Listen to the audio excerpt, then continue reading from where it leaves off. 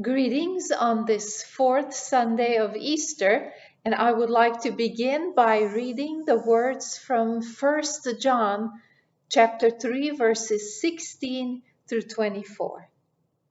We know love by this, that Jesus Christ laid down his life for us, and we ought to lay down our lives for one another.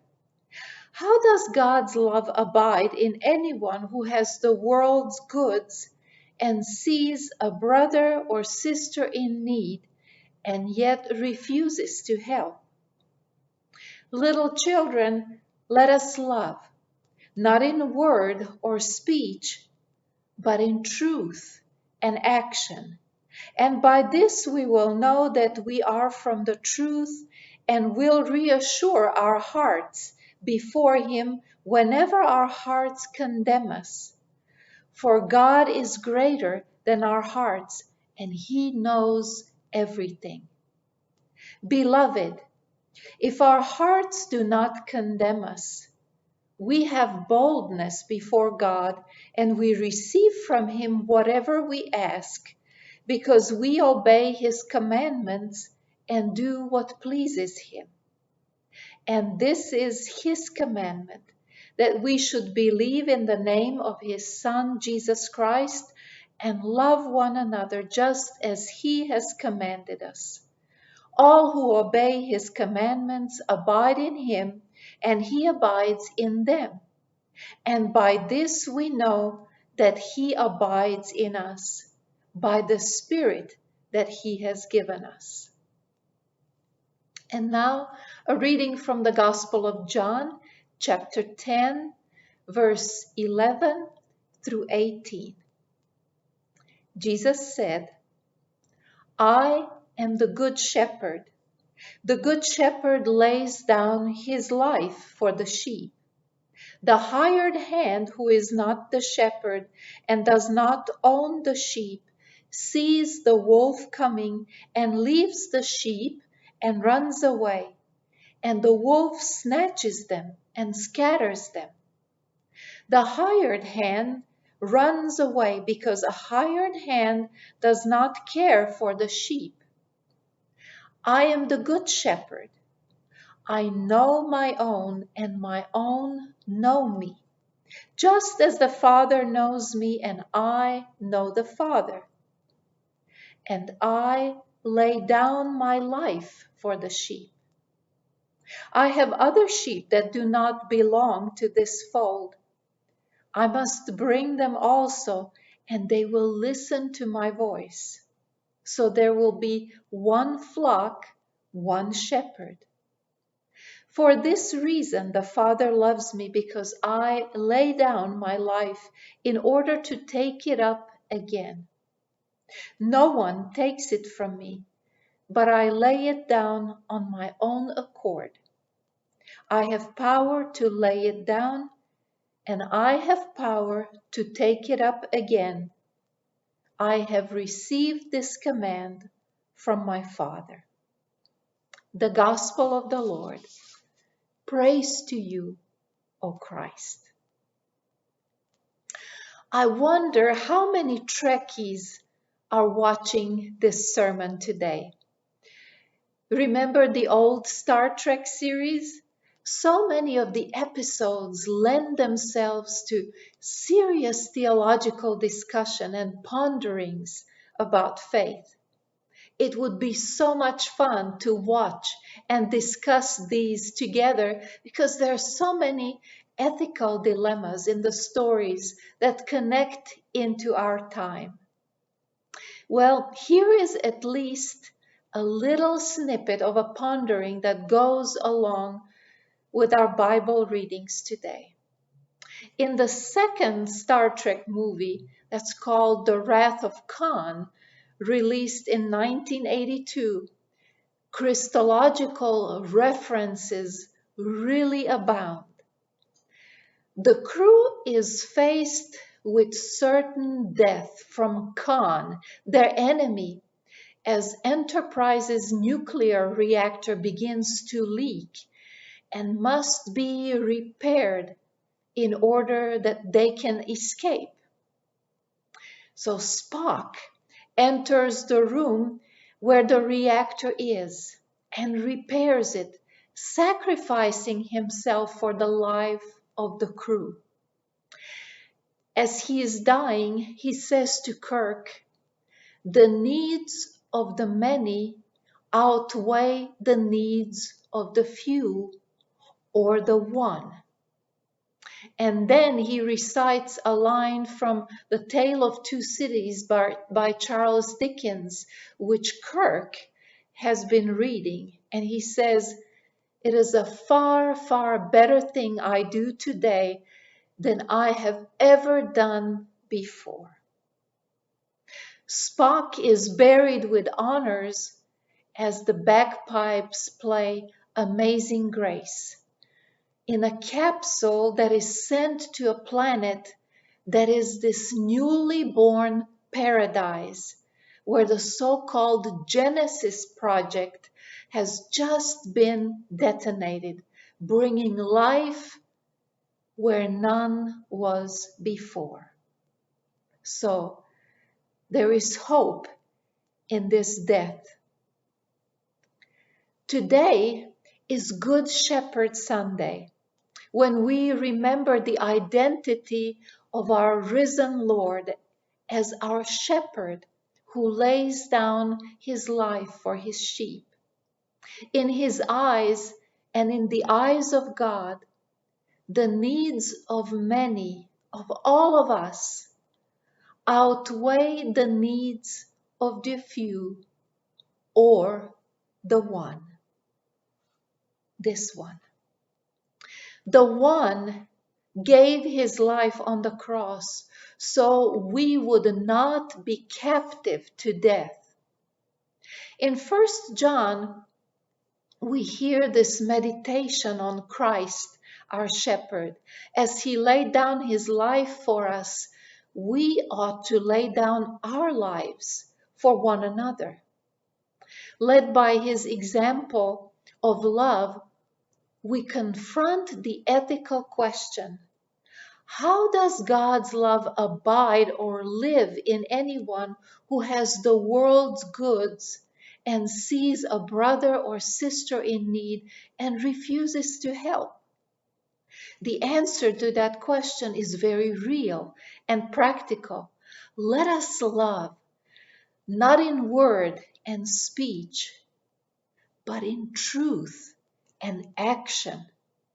We too are called to a life of love and self-sacrifice and self-giving for the sake of others, not in word only, but in action.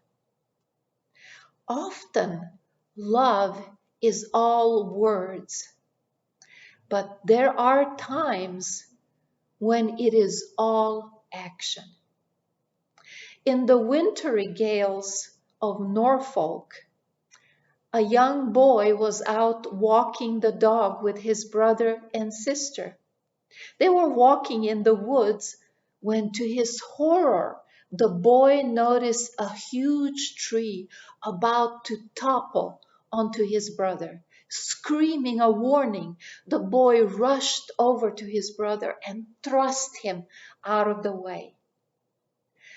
But the tree fell, pinning the boy and his dog beneath its great weight, and both were instantly killed. That boy gave his life for his brother in every sense of the word. He acted instinctively, and from what people said afterwards, his instinct was a reflection of his life. He had been well loved, full of fun, and someone who cared about others. Life is full of stories of courage.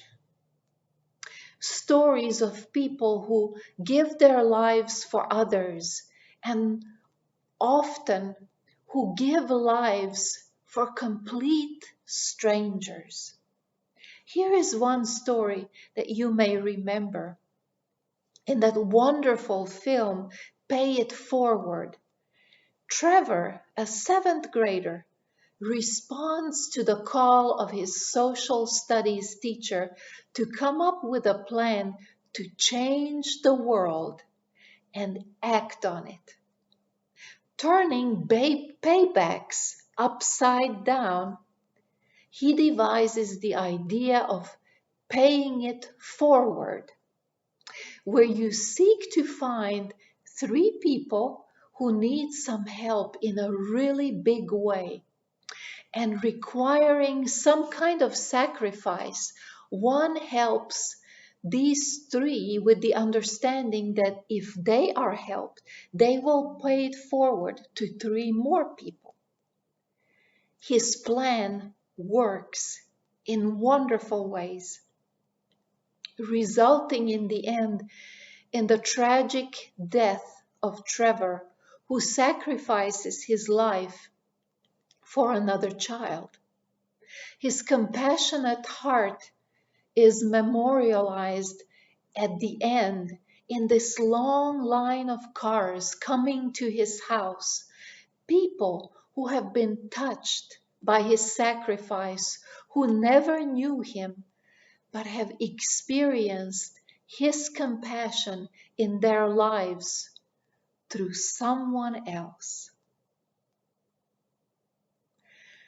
Archbishop Desmond Tutu of South Africa once said this about love: when a chap is in love, he will go out in all kinds of weather to keep an appointment with his beloved. Love can be demanding, in fact, more demanding than law.